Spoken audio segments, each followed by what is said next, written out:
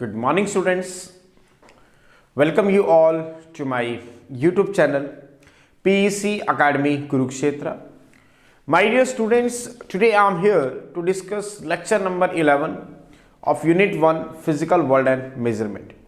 बड़ा ही important unit है, जैसा कि मैं पहले भी आपसे डिस्कस कर चुका हूँ। इस यूनिट में से एग्जामिनर आपके फाइनल एग्जाम में नियर अबाउट 15 मार्क्स का पूछता है और इसकी इंपॉर्टेंस को ध्यान में रखते हुए मैंने इस यूनिट को 15 लेसन में डिवाइड किया। 10 लेसन्स मैं ऑलरेडी आपको डिलीवर कर चुका हूँ। बड़े ही इंपॉर्टेंट लेसन्स थे और बहुत अच्छे कमेंट्स जो है उस पर मुझे जो है देखने को मिल रहे हैं। Thanks a lot to all my supporters जो मुझे सपोर्ट कर रहे हैं, मुझे अप्रिशिएट कर रहे हैं, मेरे वर्क को सराह रहे हैं। एंड सो इसी इम्पॉर्टेंस को ध्यान में रखते हुए today I am coming here with a new lesson number 11, जिसके अंदर हम डिस्कस करेंगे एक न्यूमेरिकल को, जो कि एक बड़ा ही इंपॉर्टेंट न्यूमेरिकल है। माय डियर स्टूडेंट्स, जैसा कि मैंने लेसन नंबर 8 में आपके साथ डिस्कस किया था और उसमें मैंने आपको बताया था लेसन नंबर 7 में कि टॉपिक था हमारा conversion of one system of unit into another, कि हम कैसे एक सिस्टम ऑफ यूनिट से दूसरे सिस्टम ऑफ यूनिट में जाते हैं। और उसके लिए मैंने एक फॉर्मूला भी डिज़ाइन किया था, Q is equal to N1 U1 is equal to N2 U2। इसकी पूरी डिटेल आप मेरे उस लेसन में जाकर देख सकते हैं, जिसमें हमने इस कंप्लीट टॉपिक की डिस्कशन की है। Conversion of one system of unit into another means आप कैसे एक सिस्टम ऑफ यूनिट से दूसरे सिस्टम ऑफ यूनिट में जाते हैं।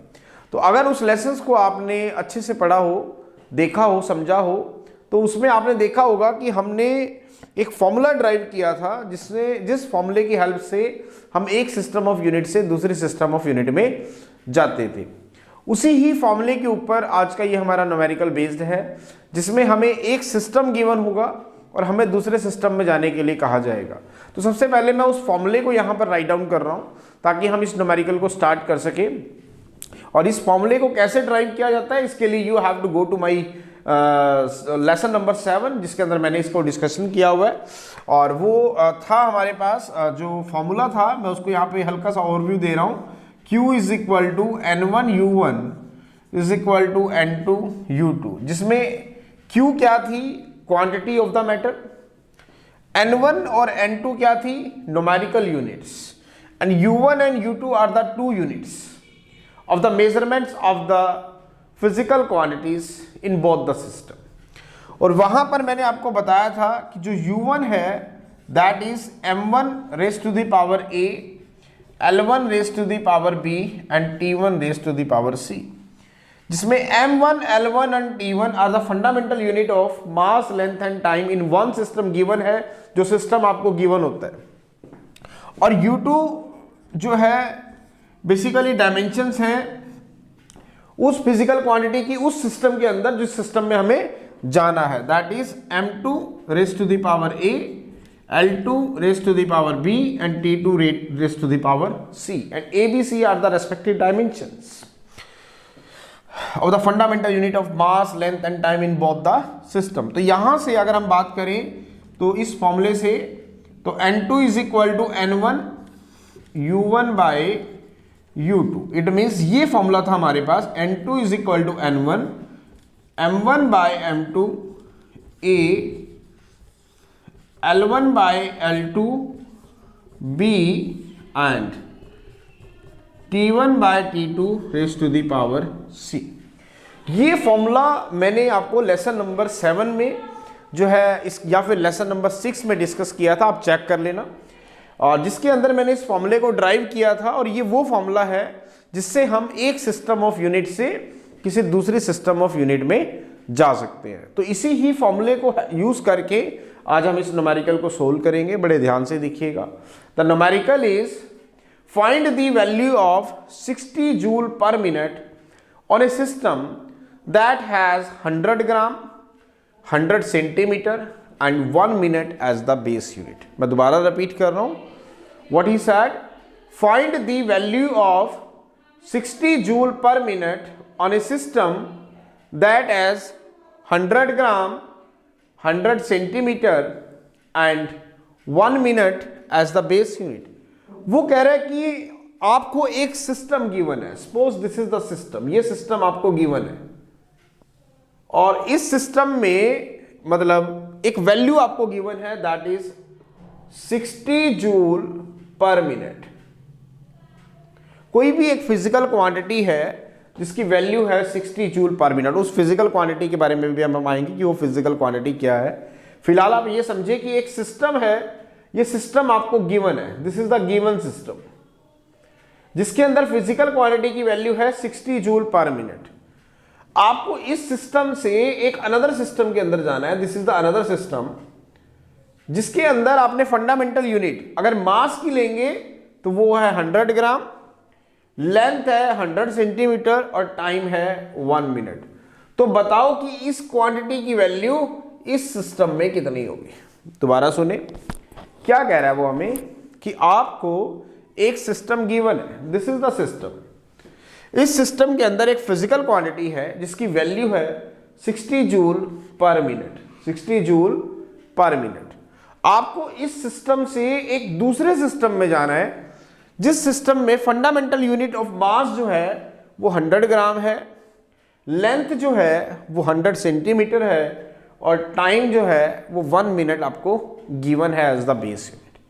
तो बताओ कि इसकी वैल्यू इस सिस्टम में क्या होगी। मींस ये सिस्टम आपको गिवन है और जो सिस्टम गिवन होता है उसके लिए मैंने आपको बताया था जो fundamental unit of mass, length और टाइम आप यूज करेंगे that is m1, l1 and t1।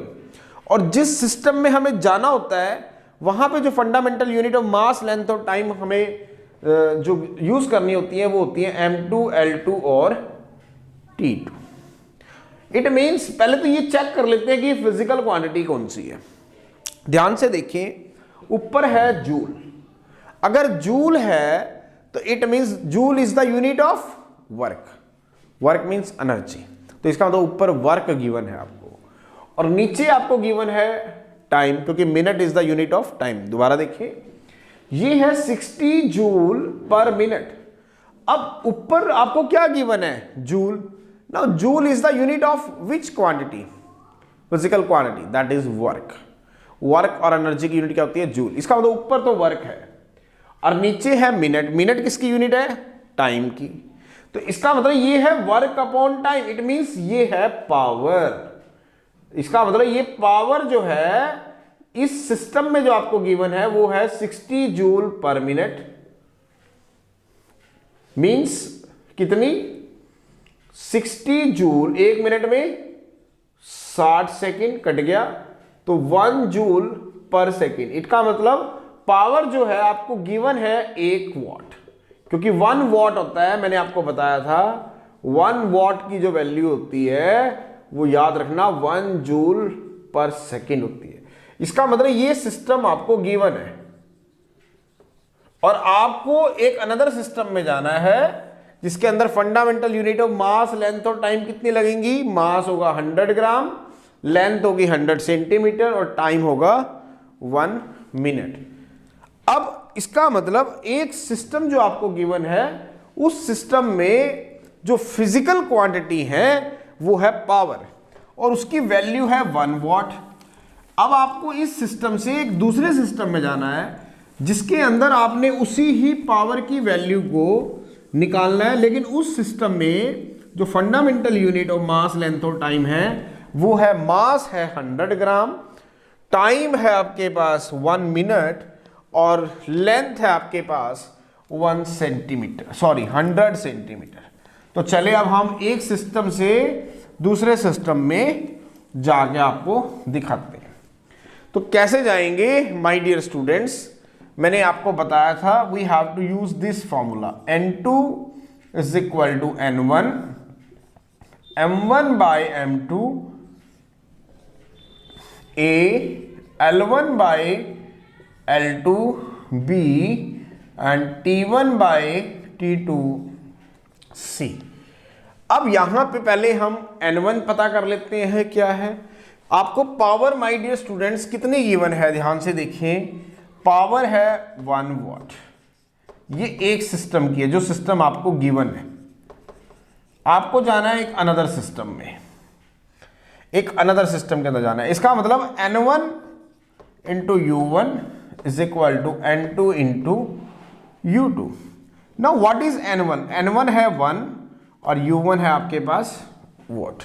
इसका मतलब जो N1 की वैल्यू है वो कितनी गिवन है, यहाँ पे आपको 1 गिवन है, और U1 जो है आपको वो वॉट गिवन है।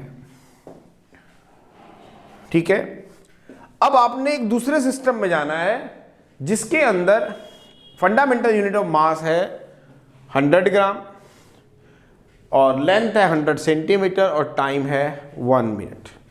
अब दूसरे सिस्टम में, जिस सिस्टम में हम जाना चाह रहे हैं, पहले उस सिस्टम को भी हम चेक कर लेते हैं। मास है ग्राम में, तो ये सीजीएस सिस्टम है। लेंथ है सेंटीमीटर, सीजीएस सिस्टम है। टाइम है second, 1 minute mean 60 second, CGS. इसका मतलब आपको एसआई से आपको सीजीएस में जाना है। तो इसका मतलब you have to calculate the value of N2, U2 आपको गिवन है। अगर हम पावर एसआई सिस्टम में वॉट है मींस 1 जूल पर सेकेंड है, तो वहां पे हो जाएगी आपकी 1 अर्ज पर सेकेंड, क्योंकि जो वर्क की यूनिट है वो एसआई में तो जूल होती है और दूसरे में सीजीएस में अर्ज होती है। Time is again same, second. तो चले निकालते हैं N2 की वैल्यू को। तो वैल्यू पुट करेंगे, N2 is equal to N1 M1 by M2 A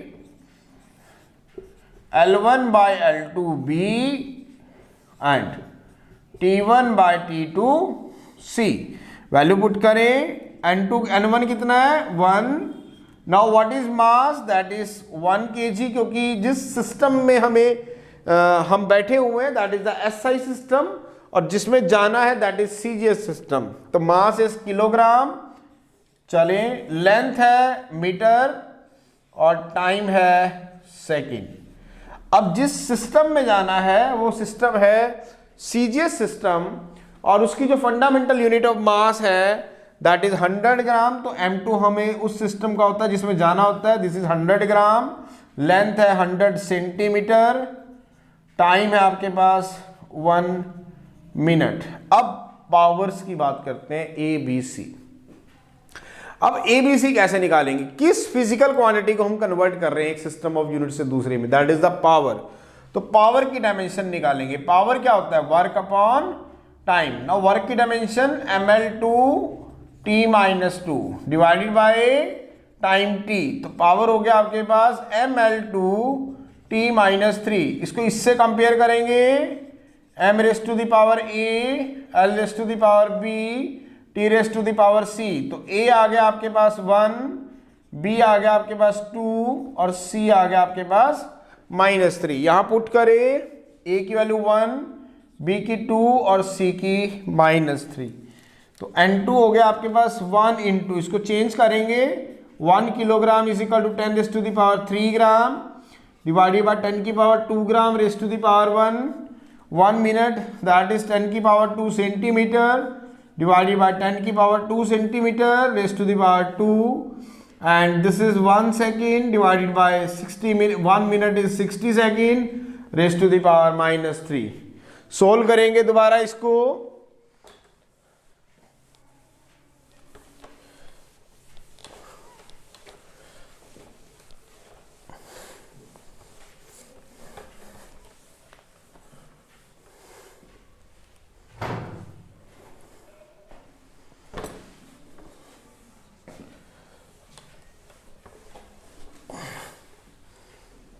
चलें सोल्व करें। N2 कितना है आपके पास?